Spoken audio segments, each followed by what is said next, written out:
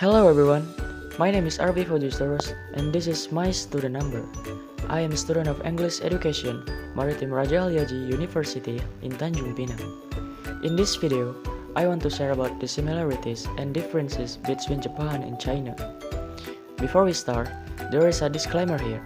This video does not explain which country is better, but here we will only discuss the culture of these two countries. Alright, let's talk a little about the culture in these two countries. Many Japanese cultures are influenced by Chinese culture, but they are almost as different from each other as any two neighboring countries. Although Chinese civilization influenced Japanese culture, however, as a society, Japan was very different, and the basic culture and ethics underlying these two societies were so different that the similarities soon faded completely. There are many similarities and differences between the two cultures of this country, but here we will only discuss about the three similarities and three cultural differences of these two countries. First, let's take a look at the three cultural similarities of these two countries. 1. Culture of bowing and prostration. This culture of bowing and prostration comes from the teachings of Confucius, which requires junior to pay respect to senior.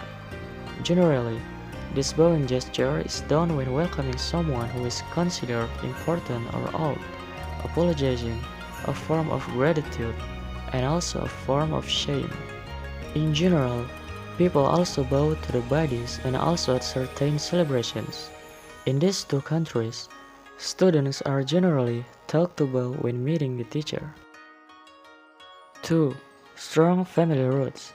Traditions in these two societies intertwine family structures and social hierarchies that they have preserved for centuries. Both societies follow a patriarchal system, and the head of the family used to be the eldest male. In both societies, extended families were commonplace, and the social order dictated respect for elders and teachers. 3. Kanji Characters. There are many similarities in the language and vocabulary used in the two countries. Kanji, symbolic characters in Japanese, have a lot in common with Chinese characters, and can actually be a common link between Chinese and Japanese, who don't understand each other's language but can still recognize the characters and thus decipher the messages in them. Alright guys, now let's take a look at the three different cultures of these two countries. 1. Japanese and Chinese food. Japanese food tends to be fresher and raw, especially seafood. On the other hand, the Chinese love fried foods. While rice and noodles are must in both Chinese and Japanese dishes, they are cooked differently and taste different. Rice in China is usually fried and mixed with vegetables, eggs, and sauce. Japanese rice is often stickier. In China, rice is usually the main dish, while in Japan it is usually a side dish. Fresh Japanese vegetables are usually steamed and served separately, while in China, vegetables are usually fried with meat and mixed together. 2. Emphasis on social harmony. Japanese culture places great emphasis on harmony in society.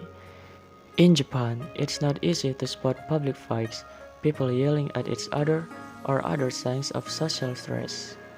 In comparison, the vast majority of the Chinese population portrays a typical image of developing country, with a degree of modesty that is relatively rarely observed in public life. Their level of decency and social harmony is as good as any other country. It's just that the Japanese are unique in this regard. 3. Different and unrelated language.